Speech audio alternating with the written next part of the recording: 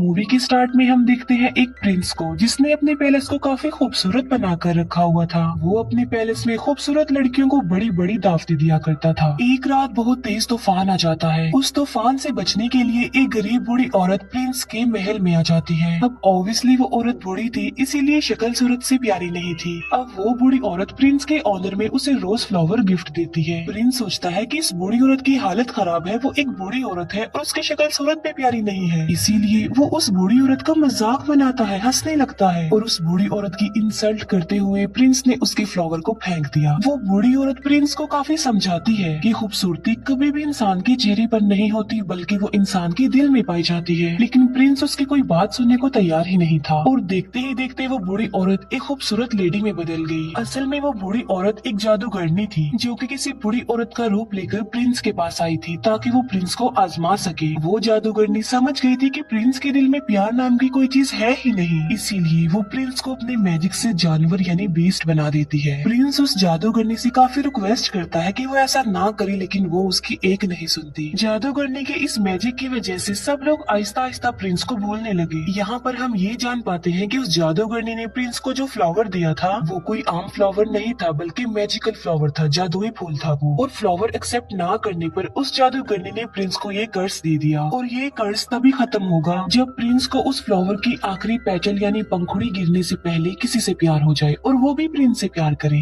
लेकिन आखिरी पंखुड़ी गिरने से पहले अगर प्रिंस से किसी ने प्यार ना किया तो प्रिंस कभी भी इंसान नहीं बन सकेगा दोबारा, बल्कि बेस्ट ही रहेगा वो हमेशा। काफी साल गुजर जाते हैं लेकिन उस पैलेस में कोई भी नहीं आता। फिर हमें पैलेस के करीबी एक गाँव में एक लड़की दिखाई जाती है जिसका नाम होता है बेल। बेल को किताबें पढ़ने, स्टोरीज पढ़ने का काफी शौक था। बेल के फादर एक डिजाइनर होते हैं। उसी गांव में एक और लड़का भी रहता है जिसका नाम होता है गैस्टोन। गैस्टोन जो कि बेल से शादी करना चाहता था, लेकिन बेल उसे शादी करना नहीं चाहती थी क्योंकि वो एक प्राउड इंसान था। गैस्टोन बेल से शादी करने के लिए उसे अपना बनाने के लिए काफी स्ट्रगल भी किया करता था, लेकिन उसकी कोशिशें नाकाम ही रहती है। एक दिन बेल के फादर को कहीं पर जाना था। जिस रास्ते से उन्होंने जाना था वो एक जंगल था। बेल के फादर देखते हैं कि उनके रास्ते में तो आग लगी हुई है, लेकिन वहाँ पर एक और रास्ता भी था जहाँ पर वो मुड़ जाते हैं। बेल के फादर अपने घोड़े पर सवार होते हैं, लेकिन तभी उन्हें जंगल से भेड़ियों की आवाज सुनाई देती है और फिर वही भेड़िए उनका पीछा करने लगते हैं। बेल के फादर अपनी जान बचाने के लिए वहाँ से भागते हैं और भागते भागते वो आ जाते हैं बीस्ट के पैलेस के पास। बेल के फादर जब अंदर जाते हैं तब उन्हें वहाँ पर कोई भी दिखाई नहीं देता। हालांकि ऐसा लग रहा था कि पैलेस में कोई रहता है। कैंडल्स भी जल रही थी और टेबल पर खाना भी पड़ा हुआ था। इतना अच्छा खाना देखकर बेल के फादर खाना खाने लगते हैं, लेकिन हम फिर बहुत हैरान कर देने वाली चीज देखते हैं। वहाँ पर जो कप पड़ा होता है वो बेल के फादर से बातें करने लगता है। बेल के फादर समझते हैं कि ये कोई सॉल है जो उन्हें डराने की कोशिश कर रही है, इसीलिए बेल के फादर उसे कहते हैं कि मैं तुमसे नहीं डरता। ये कहकर बेल के फादर वहाँ से भाग जाते हैं। अब यहाँ पर सवाल ये उठता है कि वो कप कैसे बोल पाया। असल में बात ये है कि वहाँ पर यानी पैलेस में जितनी भी चीजें पड़ी हुई थी वो पहले इंसान हुआ करते थे, लेकिन जादूगरनी के कर्ज की वजह से वो सब चीजों में बदल गए। बेल के फादर भागते हुए गार्डन में आ जाते हैं। वो देखते हैं कि वहाँ पर बहुत प्यारे प्यारे फ्लावर लगे हुए हैं। बेल के फादर सोचते हैं कि मेरी बेटी बेल ने अपने लिए फ्लावर मंगवाया था, इसीलिए वहाँ से वो एक फूल तोड़ लेते हैं और तभी वहाँ पर बीस्ट आ जाता है। फ्लावर चोरी करने की पनिशमेंट देने के लिए बीस्ट उन्हें प्रिजनर बना लेता है, लेकिन बेल के फादर का घोड़ा वहाँ से भाग जाता है और वो सीधा अपने घर आता है बेल के पास। बेल जब देखती है कि घोड़ा अकेला आया है, उसके फादर नहीं आए, तो वो फौरन समझ जाती है कि उसके फादर किसी मुसीबत में फंस गए हैं। इसीलिए बेल अपने फादर को ढूंढने के लिए उस घोड़े पर बैठ जाती है। वो घोड़ा बेल को ले आता है पैलेस में और पैलेस में ही बेल के फादर को प्रिजनर बनाकर रखा हुआ था। बेल जब पैलेस के अंदर जाती है तब उसे वहाँ पर कोई भी दिखाई नहीं देता। बेल वहाँ पर काफी आवाजें भी लगाती है, लेकिन उसे आगे से कोई भी रिस्पॉन्स नहीं मिलता। उस जगह पर पहुंच जाती है जहाँ पर उसके फादर को कैद करके रखा गया था, प्रिजनर बनाकर। बेल के फादर उसे बताते हैं कि ये सारा महल जिंदा है, इसीलिए जितना जल्दी हो सके तुम यहाँ से भाग जाओ। कहीं ऐसा ना हो कि वो तुम्हें देख ले। मैंने तुम्हारे लिए फ्लावर तोड़ा था और उसने मुझे पनिशमेंट देने के लिए यहाँ पर कैद कर दिया। लेकिन बेल के वहाँ से निकलने से पहले ही बीस्ट वहाँ पर आ जाता है। बेल उसे देखकर काफी डर जाती है, घबरा जाती है, क्योंकि जाहिर सी बात है वो बीस्ट था तो काफी खतरनाक लग रहा था और काफी डरावना भी। लेकिन बेल बीस्ट को ये बात शो होने नहीं देती कि वो वो उसे डर रही है। बेल कहती है कि मैं अपने फादर से मिलना चाहती हूँ, लेकिन बीस्ट ऐसा नहीं चाहता था कि वो अपने फादर से मिले। बेल बीस्ट को कहती है कि तुम कितने जालिम इंसान हो, एक छोटी सी गलती के लिए तुम इतनी बड़ी सजा दे रहे हो। उन्होंने सिर्फ एक फ्लावर ही तो तोड़ा है और ऐसा करने के लिए मैंने ही उन्हें कहा था, इसीलिए मैं हर सूरत अपने फादर से मिलूंगी। बीस्ट उसे बताता है कि अगर ये दरवाजा एक बार खुल गया और उसके बाद बंद हो गया तो ये दोबारा कभी भी नहीं खुल पाएगा। ये कहते ही बीस्ट डोर को ओपन कर देता है। बेल अंदर जाती है और अपने फादर से मिलती है, लेकिन वो अपने फादर को बाहर की तरफ पुश कर देती है और इसके बाद दरवाजा बंद कर देती है। अब बीस्ट के अकॉर्डिंग वो दरवाजा दोबारा नहीं खुल पाएगा, इसीलिए वो बेल की फादर को अंदर नहीं डाल सकता। बेल की फादर की जगह पर अब खुद बेल वहाँ पर कैद हो गई थी। इसके बाद बीस्ट बेल की फादर को वहाँ से ले जाकर आजाद कर देता है, उसे छोड़ देता है। अब बेल वहाँ पर कैद हो जाती है, लेकिन जब बीस्ट वहाँ पर नहीं होता तब एक घड़ी और एक कैंडल स्टैंड बेल के पास आते हैं। ये चीजें इंसान थी, लेकिन कर्ज की वजह से घड़ी और कैंडल स्टैंड में चेंज हो गई है। लेकिन ये इंसानों की तरह ही सब कुछ कर सकते हैं, सुन सकते हैं, बोल सकते हैं, चल भी सकते हैं। वो दरवाजा खोल देते हैं और बेल को कहते हैं कि तुम हमारे साथ साथ आओ। वो बेल को कहते हैं कि हम तुम्हें रहने के लिए एक अलग रूम देंगे, क्योंकि वो समझ गए थे कि बेल ही वो लड़की हो सकती है जो उन्हें इस कर्ज से आजाद करवाएगी। वो बेल को रहने के लिए एक रूम देते हैं। जब इस बात का बीस्ट को पता चलता है तो उसे काफी गुस्सा आता है, इसीलिए वो घड़ी और कैंडल स्टैंड को डांटता है और उन पर गुस्सा करता है, जिस पर वो दोनों कहते हैं कि शायद ये ही वो लड़की है जो हमें इस कर्ज से आजाद करवाएगी। तुम्हें उसके करीब जाना चाहिए, उसे इम्प्रेस करना चाहिए और उसे प्यार भी करना चाहिए। वो बीस्ट को मशवरा देते हैं कि तुम बेल के पास जाओ और उसे अपने साथ खाने के लिए इनवाइट करो। ये बात सुनकर बीस्ट को उन पर गुस्सा आता है। वो उनसे कहता है कि क्या तुम पागल हो गए हो कि मैं एक चोर की बेटी को खाने के लिए इनवाइट करूं, उसके साथ खाना खाऊं? ऐसा कभी भी पॉसिबल नहीं हो सकता। लेकिन जब उसके सारे लोग उसे काफी इंसिस्ट करते हैं तो वो इस बात के लिए मान जाता है, क्योंकि उन सबके कर्ज होने की रीजन कोई और नहीं बल्कि बीस्ट है। बीस्ट बेल के पास जाता है। वो बेल को कहता है कि तुम मेरे साथ खाना खाओगी, लेकिन इसे तुम कोई रिक्वेस्ट मत समझना। बेल उसे कहती है कि तुम क्या पागल हो, पहले तुमने मेरे फादर को प्रिजनर बनाया, फिर मुझे कैद कर लिया और अब मेरे साथ खाना खाना चाहते हो। बीस्ट दरवाजे को जोर जोर से पीटता है और कहता है कि जो भी हो जाए तुम तो मेरे साथ खाना खाओगी। बेल कहती है कि चाहे मैं भूखी मर जाऊं, लेकिन मैं तुम्हारे साथ खाना नहीं खाऊंगी। जिस पर बीस्ट कहता है कि चलो ठीक है, मैं तुम्हारी ये ख्वाहिश भी पूरी कर देता हूँ, तुम्हें भूखा ही मारूंगा। अब तुम्हें कोई भी खाना नहीं देगा और तुम भूखे ही मरोगी। बेल फिर भी दरवाजा नहीं खोलती और वो वहाँ से चला जाता है। जिस अंदाज से बेल ने बीस्ट को जवाब दिया था, उसे देखकर वहाँ सभी कर्ज चीजें लाइक कैंडल स्टैंड, घड़ी, पिच, कप, उन सबको ये कंफर्म हो जाता है कि बेल ही वो लड़की है जो उन्हें कर्ज से निजात दिलाएगी। फिर हम देखते हैं बीस्ट को, जो कि उसी रोज फ्लावर के पास जाता है। बीस्ट देखता है कि उस फ्लावर की बहुत सारी पंखुड़ियां गिरकर टूट गई हैं। ये वही रोज फ्लावर था जिसके खत्म होने के बाद बीस्ट हमेशा के लिए जानवर ही रहेगा और पैलेस की जितनी भी कर्ज चीजें हैं वो सारी ऐसे ही रहेंगी, हमेशा के लिए बेजान बन जाएंगी। वो फ्लावर पर बहुत ही थोड़ी पंखुड़ियां रह गई हैं और वो भी बहुत जल्द गिर जाएंगी। फिर हम देखते हैं बेल के फादर को, जो कि वापस अपने गांव में आ चुके थे। वो सब लोगों को बता रहे होते हैं कि मेरी बेटी की जान खतरे में है। जंगल के पास एक पैलेस है और वहाँ पर एक बीस्ट रहता है और वहीं पर मेरी बेटी फंस गई है। लेकिन कोई भी उनकी इस बात पर बिलीव करने को तैयार नहीं था, बल्कि वो सिर्फ इस बात को कहानी ही समझ रहे थे।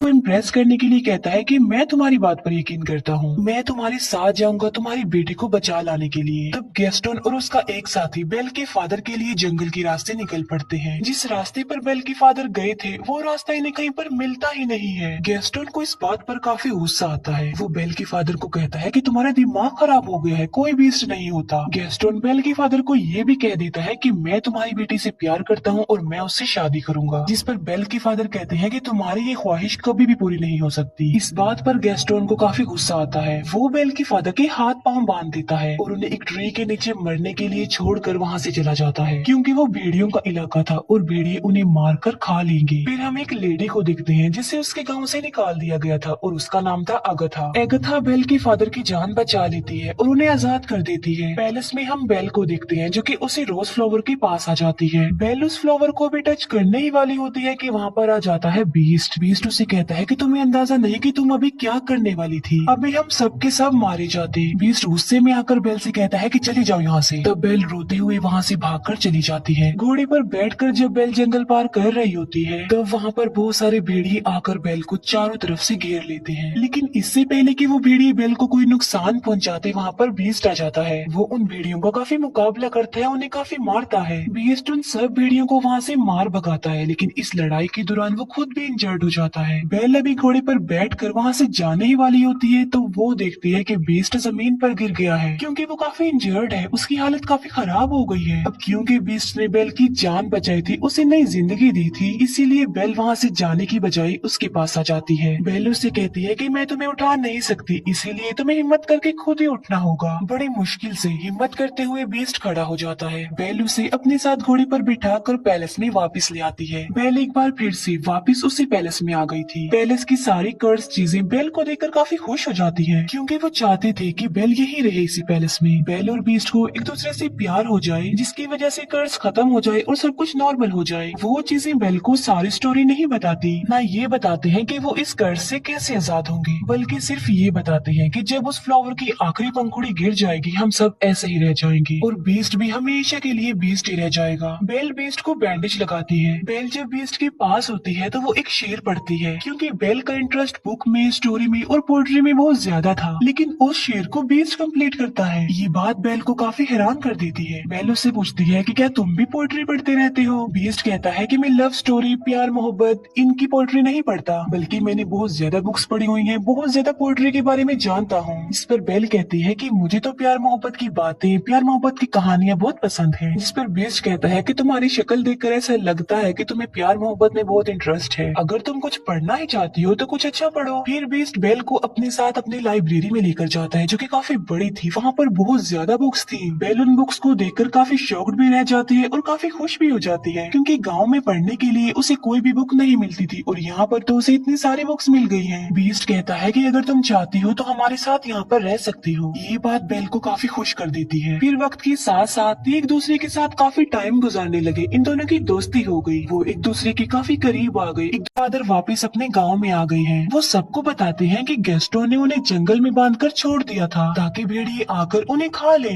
वहीं बेल के फादर के साथ आगथा भी होती है, लेकिन गैस्टोन इस बात पर एग्री नहीं करता बल्कि वो मुकर जाता है। वो कहता है कि ये झूठ बोल रहा है, इसके ऊपर शैतान आ गया है और ये पागल हो गया है। साथ साथ वो कहता है कि एगथा की गवाही कोई इम्पोर्टेंस नहीं रखती क्योंकि ये तो पहले ही गांव से निकली हुई है।